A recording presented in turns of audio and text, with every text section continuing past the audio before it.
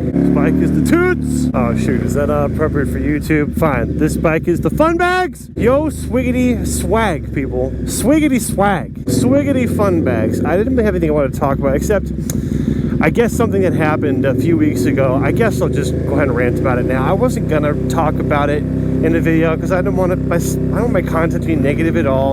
And all in all, it's very petty, but it bothered me when it happened. And so I'm just going to tell you the story. The story about how some peeping Tom looked into my house and called the police on my property. So I got a call from mother, and he's doing a full 360. Yep, he's just trying to get away from me. Okay, so the story about how somebody called, peeping Tom called the police on my property. Whatever. Oh, my lips are cold. Hey, I need to apologize really quick. There's a huge hole in the front of my helmet, and a lot of air gets in.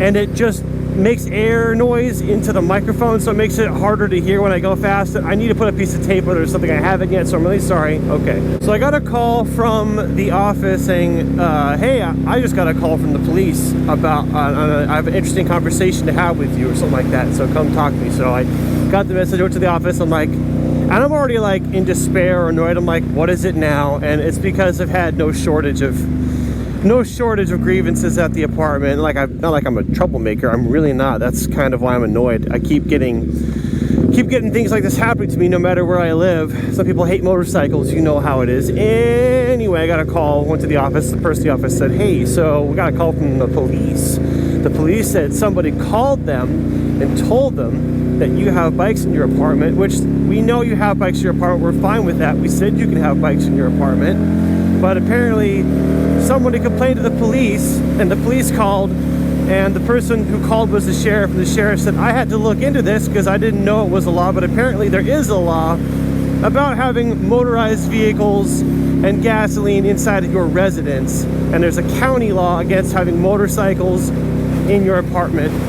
So they're coming to inspect your apartment tomorrow morning. It'd be a good idea to take your bikes out. And I'm like, I'm already just like annoyed and like going with it because I've been, I don't want to say harassed, but I've been pestered like this for many different reasons about motorcycles. It's almost like it's the same person, but whatever. I was just despairing and like, okay, not a problem. I'll move the bikes out because like I don't want any trouble.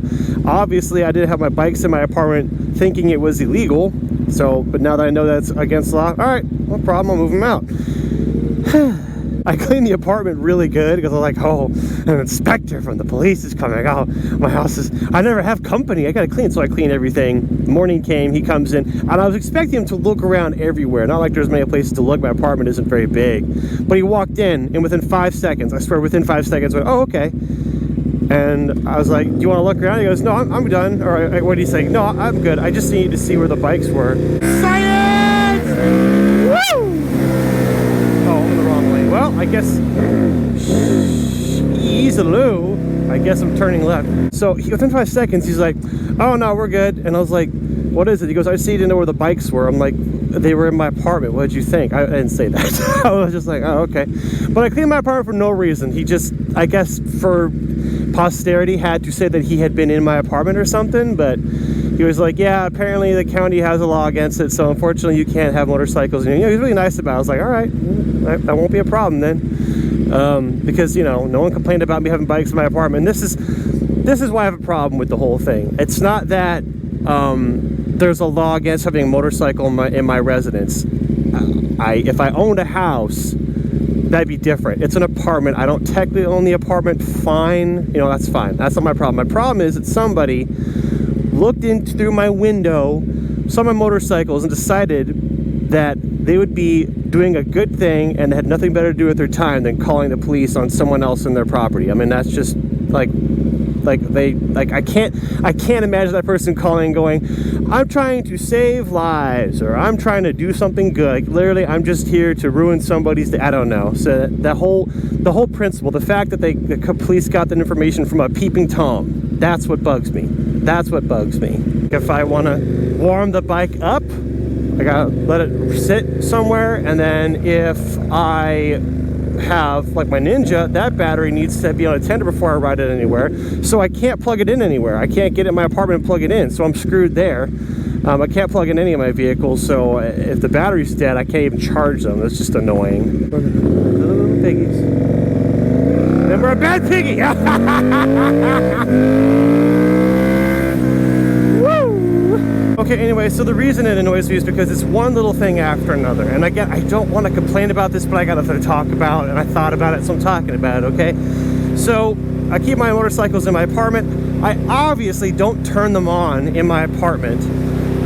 And I get comments a lot when people see like pictures and videos of my bikes in my apartment. They're like, hey, does your apartment smell because of the gas? And I'm like, nope, not a problem, because I don't just turn my bikes on my apartment. What I do is, if I finish a ride, I leave the bike outside for at least a couple hours to cool down and get the fumes out, and then I pull it inside, and I've never had issues with odors or anything like that, so it's totally fine. But I'd park it just outside my door near the street, so technically on the sidewalk, but it's not obstructing the sidewalk. It's up against the building, so it's not in anybody's way at all. But that's not enough for some people, because the office got complaints, and the office said you can't park on the sidewalk anymore. And I was like, that's not a problem. I won't park on the sidewalk anymore. I'll just hoof it to the garage every single time, which is what I've been doing. Walk it to the garage. Another thing I was doing was, when it was time to take off, I wheel my bike out to the corner of the block on the sidewalk, because my bike was, like, you know, in my apartment. I'd go to the sidewalk instead of pulling out on the street and starting my bike there and letting it warm up. I was letting my bikes warm up. I pull out in the corner of the sidewalk where I'm not obstructing anybody and I'm not sitting in the road, warm my bike up for about 60 seconds at least there, and then I take off. And the office said, we got complaints about you running your bike on the sidewalk. I'm like, I'm not driving my bike on the sidewalk. But if it's a technicality issue, and if all I have to do is wheel my bike forward 6 feet and then hit the ignition, not a problem. I will comply to the petty demands. So and there's several other examples, but it's just been one thing after another. Someone or some people who hate happiness and motorcycles. Motorcycles and happiness are synonymous with each other. So they hate motorcycles, happiness, and they might hate me too, but it's been an annoying set of experiences that have all acclimated and equal to first world problems. All right, I need gasolinium. It is a pretty good 59 degrees and sunny. That's about as good as it's gonna get this week. The warm weather is gone, man. Although technically, I'm going to Florida here in like 2 weeks. So when I get down there, it's going to be like 80 degrees. If you didn't know, there's the Florida Motovlogger Meet in Orlando, Florida. And that is I'm pretty sure it's the 16th. I've retweeted the details on my Twitter if you want to be there. But I'm going to be there with this motorcycle. I'm going to trailer this with my Jeep. And I'm looking forward to that. That's going to be a lot of good fun. Random request. I don't expect anything to come of this, but if somebody, and this is so specific, if somebody in Florida, or at least who's going to Florida, has a 2007 to 2008 red Kawasaki Ninja ZX-XR with under 3,000 miles, see, it's so specific, let me know, because I want to buy one. I've mentioned it months ago, like I want to collect that childhood bike again. I want it again, and when I find one, I will get it. Haven't found one because that bike is just so darn hard to find. First of all, it's hard to find a red 2007 2008 Kawasaki ZX-XR, and it's super hard to find anyone with low miles. I found one once. It was in Cleveland, Ohio, but I decided at the time I just wasn't going to buy it, and I think I made the right decision, but boy, I wish I had that bike right now.